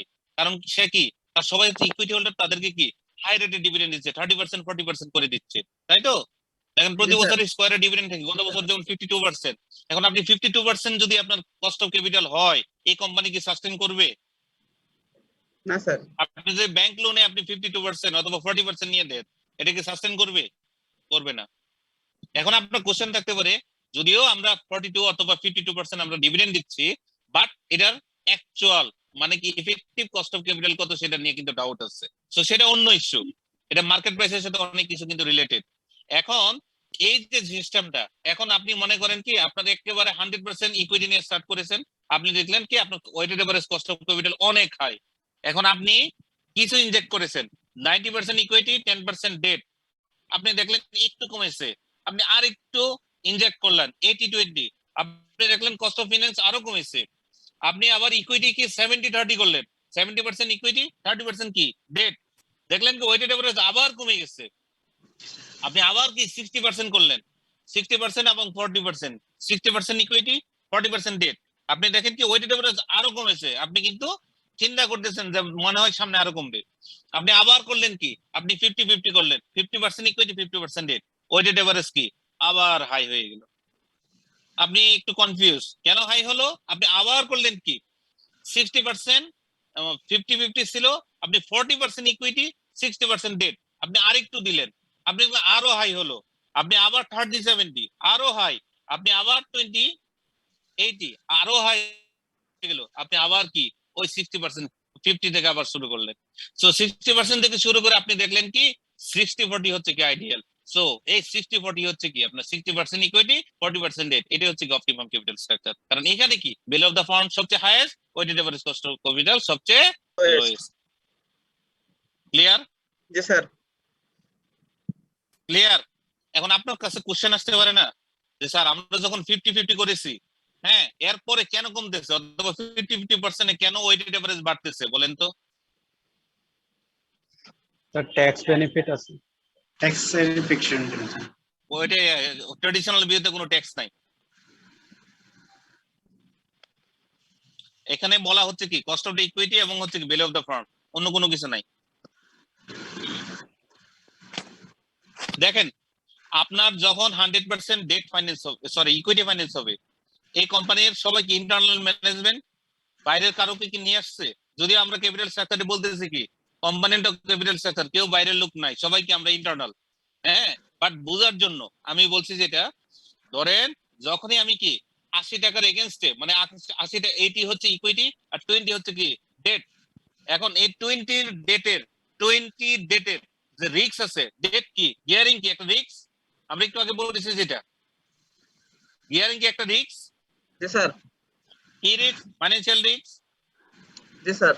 ডেট হচ্ছে ফাইন্যান্সিয়াল রিস্ক, ডেটের পরিমাণ যত বাড়বে ফাইন্যান্সিয়াল রিস্ক কি তত বাড়বে নাকি, যেটা কি ইভেন্চুয়ালি বিজনেস রিস্কের উপর একটা ইমপ্যাক্ট করবে, ঠিক আছে কিনা? যখনই 80-20 80% হচ্ছে ইকুইটি 20% হচ্ছে ডেট, তাহলে দেখেন 80 এর এগেইনস্টে 20 ডেট, সবাই কি যদি ভাগ করে যে আমার রিস্ক কত 0.25, এখন মনে করেন 50-50 হয়ে গেল, একের এগেইনস্টে 1:1, সো একের এগেইনস্টে এক রিস্ক, সে কি একটু রিস্কি পজিশনে চলে গেল, আগে একের এগেইনস্টে 0.25 রিস্ক ছিল, এখন আবার আমি কি ডেট ইন্ট্রোডিউস করলাম, হয়ে গেল 40-60, 40 এর এগেইনস্টে 60 রিস্ক, মানে একের এগেইনস্টে 1.5 রিস্ক। আপনারা কি বুঝতেছেন? হ্যাঁ স্যার আরেকবার একটু স্যার একটু যদি শুরু থেকে বলতেন এই ইস্যুটা। আচ্ছা আমি যেটা বলেছিলাম, ধরেন আমি ডেট এবং ইকুইটির কম্বিনেশনটা কিভাবে এটা আমরা বুঝবো। হ্যাঁ প্রথমে আমি ধরেন 80% আমি 100% ইকুইটি দিয়ে স্টার্ট করলাম, আমার কোম্পানিতে কি আমার কোনো ডেট নাই, হ্যাঁ 100% equity finance, all asset finance, ঠিক আছে, অল অ্যাসেট বেটা। হ্যাঁ মানে কোনো কোম্পানির ক্যাপিটাল স্ট্রাকচারে যদি কোনো ডেট না থাকে এটাকে বলা হয় কি অ্যাসেট বেটা অথবা অ্যাসেট ক্যাপিটাল, এটার যে রিস্কটা সেটা মেজারমেন্ট করা হয় অ্যাসেট বেটা দিয়ে। হ্যাঁ সো আমার 100 টাকার এগেইনস্টে কোনো রিস্ক নাই, 100% ইকুইটি ফাইন্যান্স। এখন ইকুইটি হোল্ডারদেরকে ডিভিডেন্ড দিতে হয় অনেক হাইয়েস্ট, অনেক হাই রেটে ডিভিডেন্ড দিতে হয়। এই কারণে আমরা কি করব, ক্যাপিটাল স্ট্রাকচারে কিছু ডেট ইন্ট্রোডিউস করব। এখন আমরা প্রথমে করলাম কি, 220% নামায় নিয়ে আসলাম, মানে 100 টাকার ইকুইটিকে 80% ইকুইটি নিয়ে আসলাম, 20% ডেট ইনজেক্ট করলাম। সো 80 এর এগেইনস্টে আপনার 20% ডেট। সো আপনার ডেটের পার্সেন্টেজ কত, মানে রিস্কের পার্সেন্টেজ কত, মানে 80 টাকার এগেইনস্টে 20 টাকা রিস্ক, 20% এর মতো 0.25 25% হচ্ছে কি আপনার রিস্ক, মানে 1 টাকা, মানে 1:0.25 রিস্ক। এখন যখন আমার ডেট 50-50 হবে, 50 টাকা ইকুইটি, 50 টাকা হচ্ছে কি ডেট, তাহলে 1:1, মানে 1 টাকার এগেইনস্টে 1 টাকা রিস্ক। আবার যখন ডেট আরো কমে যাবে, 40-60 হয়ে যাবে, সরি ইকুইটি আরো কমে যাবে, ইকুইটি 40, ডেট হবে 60, তাহলে দেখেন 1 টাকার এগেইনস্টে আপনার রিস্ক হচ্ছে কত, 1.5, নাকি? ক্লিয়ার? ক্লিয়ার? Yes sir. জি স্যার। আস্তে আস্তে দেখেন ইকুইটি হোল্ডাররা কি আপনার রিস্কটি একটু বেশি নিচ্ছে।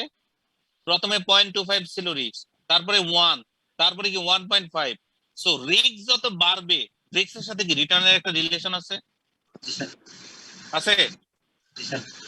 রিস্কের সাথে রিটার্নের কিন্তু একটা ইনভার্স রিলেশনশিপ আছে, ইনভার্স রিলেশনশিপ। রিস্ক যত, নাকি সরি পজিটিভ রিলেশনশিপ। রিস্ক যত বাড়বে আপনার রিটার্ন তত বাড়বে। রিটার্ন তত বাড়বে। এখন রিস্ক কে নিবে, ইকুইটি হোল্ডাররা না ডেট হোল্ডাররা? ইকুইটি হোল্ডাররা। Equity holder. তো ইকুইটি হোল্ডার যত রিস্ক বেশি নিবে, সে বলবে কি আমাকে সামনে থেকে ডিভিডেন্ড কি আরো বেশি করে দিবেন, আদারওয়াইজ আমি কি আপনার কোম্পানিতে থাকবো না, বলবে কি না? বলবে স্যার। এই কারণে দেখবেন একটা সার্টেন টাইম পর আপনার weighted average cost of capital না কমে বরঞ্চ কি আরো বেড়ে যায়, কারণ তারা রিস্ক বেশি নিচ্ছে, এই কারণে কি রিটার্ন বেশি এক্সপেক্ট করে। তো দ্যাটস ওয়াই কি আপনার weighted average cost of capital আপনি আস্তে আস্তে কি বাড়তে থাকে, হ্যাঁ। সো বিলো দ্য ফার্ম কি কমতে থাকে। দ্যাটস ওয়াই আমরা ট্রেডিশনাল ভিউ আমরা বলতে পারি কি এটার কোনো এক্সাক্ট মেথড নাই, এটা ট্রায়াল এন্ড এরর বেসিসে, যেখানে company weighted average cost of সবচেয়ে লোয়েস্ট এবং বিলো অফ দ্য ফার্ম সবচেয়ে হাইয়েস্ট, সেটা হচ্ছে কোম্পানির capital structure. Okay, optimum capital structure. জি স্যার। আমরা কি একটু ব্রেক নেব 5 মিনিট 10 মিনিট, 8:30 বাজে। জি স্যার নামাজ আছে স্যার। 15 মিনিট। স্যার ওটা আরেকবার একটু রিপিট করবেন যেটা বললেন ওয়েটেড অ্যাভারেজের বিষয়টা। মানে আমি যেটা সেন্টেন্সটা শুধু বললেই হবে। একটু এক মিনিট।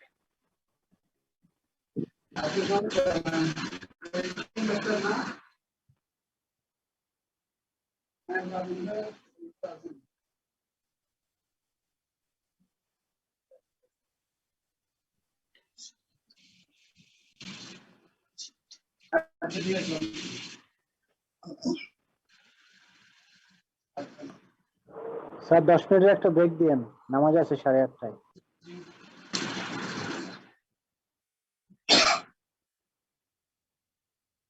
আচ্ছা আমার এখন শোনা, হ্যাঁ মই তাই বলতে তো আছে একবার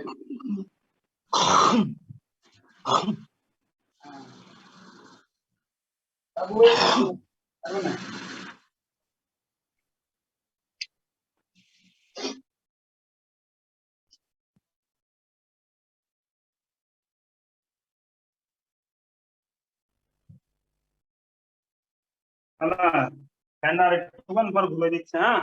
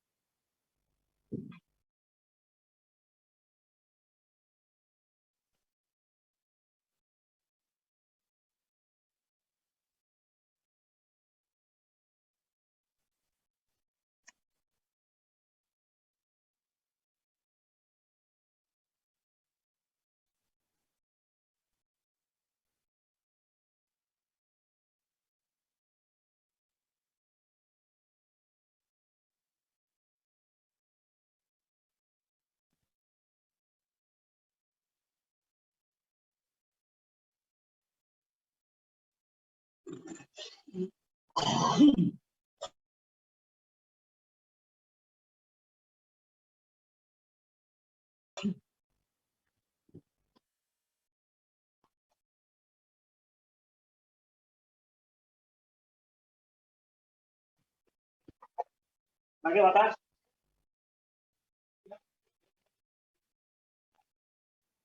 না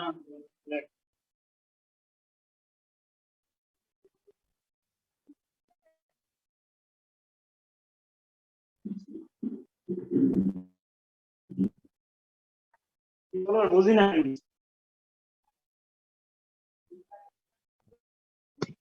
না কথা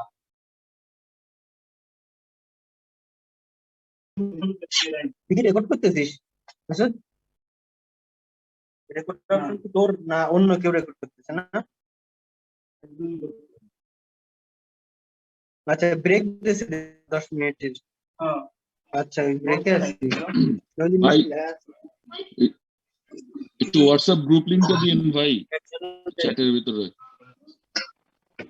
একজনই করে একজন করে থ্যাংক ইউ ভাই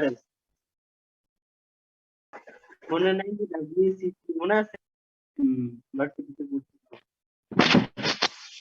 নমিনেশন ফুল মিন বলতে ওয়েটেড ওভার মনে আছে না দেখছি সেকেন্ড ইয়ার না না মনে আছে নিশ্চয় কোন ইয়ারে ওইদিকে ঠান্ডা দিলেই গরম দেখছি না বন্ধুরা করছি কোনটা দিতে বাকিটা বন্ধ আছে দেখছি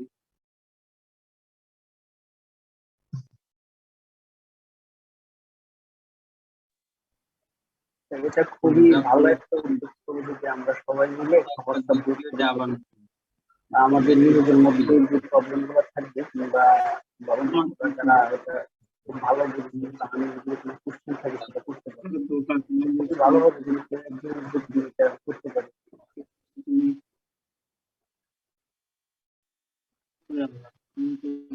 লিঙ্কটা নিতে কেমন না এখানে বললাম বাড়ান যায় বাড়ান অনলাইনে আমার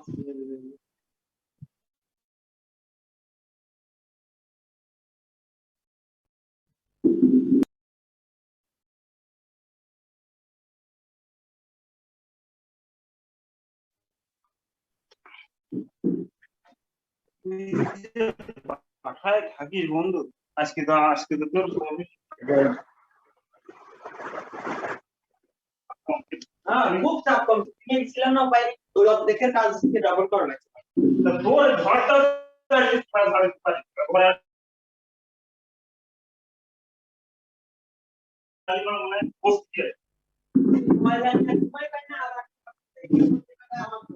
ময়লা নেওয়ার সময় পাই না ময়লা নেওয়া কি পাল খুব বেশি কিছু নেই মনে করে দিলে নেওয়া যায় আমি তো যাই সকালবেলা পরে চলি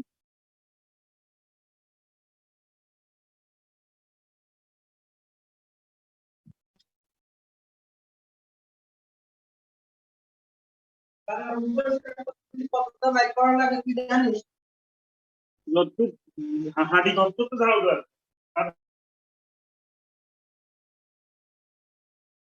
নাকি বের করা লাগে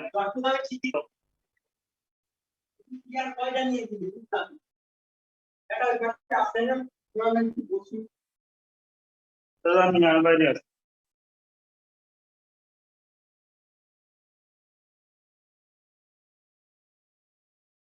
বসিস কখন থেকে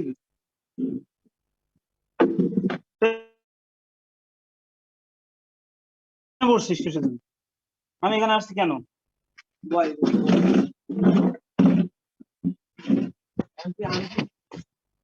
সেটাই তুমি বলতেছি আমি আনছি বলবো ক্লাস করবো আর তুই এসে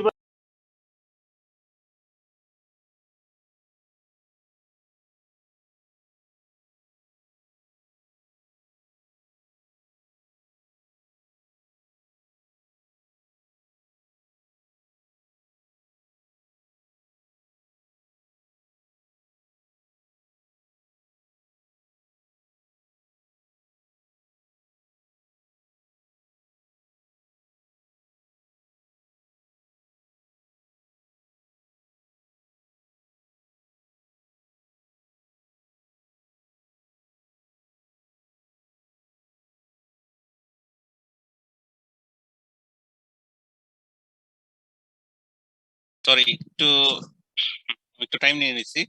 সরি, আমি কোনটা বলছিলাম? কেউ একজন একটা কোশ্চেন করেছিলেন। হ্যালো হ্যালো ভাইয়া যে কোয়েশ্চেনটা করেছিলাম আমি নিজে ভুলে গেছি। স্যার আপু কোয়েশ্চেনটা করেছিলেন weighted average cost of capital নিয়ে। হ্যাঁ, আচ্ছা, weighted average cost of capital. হ্যাঁ, কি weighted average cost of capital কি? এটা কি কোশ্চেনটার একটু যদি বলেন। 60 to 40 ওটা বুঝাচ্ছিলেন স্যার। ও আচ্ছা আচ্ছা, আমি যেটা বলেছিলাম এই যে weighted average cost of capital আস্তে আস্তে শুধু বাড়তে থাকবে, তাই তো?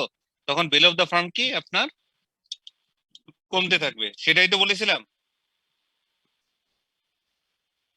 স্যার ডিসিশনের ব্যাপারটা বেসিক্যালি মনে হয়। আমি তো ভুলে গেছি। আচ্ছা যাই হোক, 60 to 40 ওই ব্যাপারটা বলছিলেন।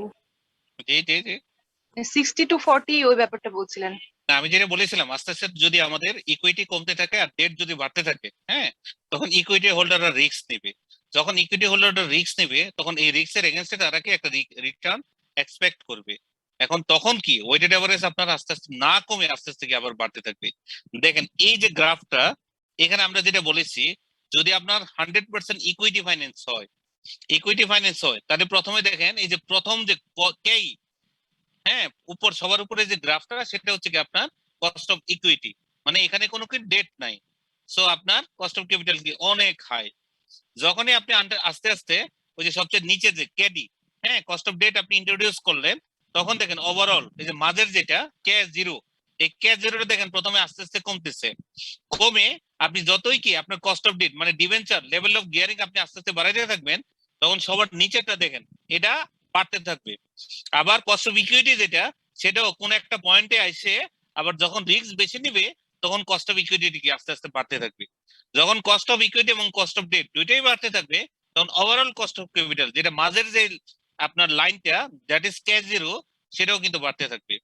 সো এখানে বলা আছে দেখেন, যেখানে কে ও মানে মাঝের যে আপনার কার্ভটা সেটা সবচেয়ে কম, যেখানে যে পয়েন্টটা সেটা হচ্ছে কি অপটিমাম ক্যাপিটাল স্ট্রাকচার, যেটা আমরা ওপি দিয়ে মিন করছি,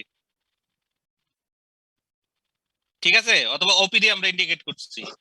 ক্লিয়ার গ্রাফ কি ক্লিয়ার? জি sir clear. Any question?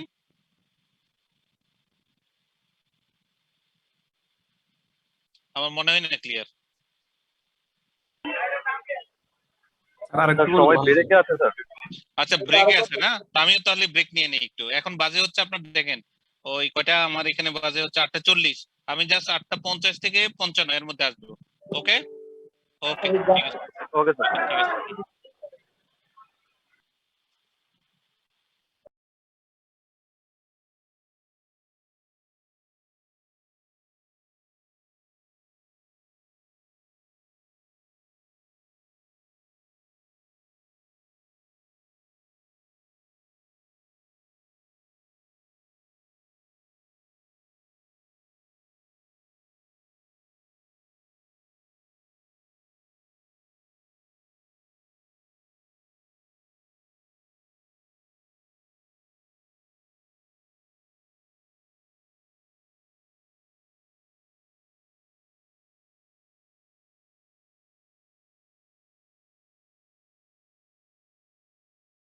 Recording stopped.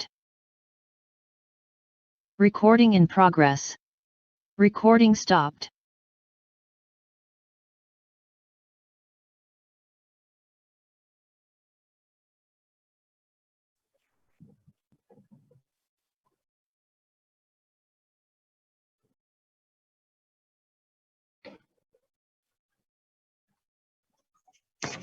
दिल का रिश्ता है धड़क धड़क करने लगा है।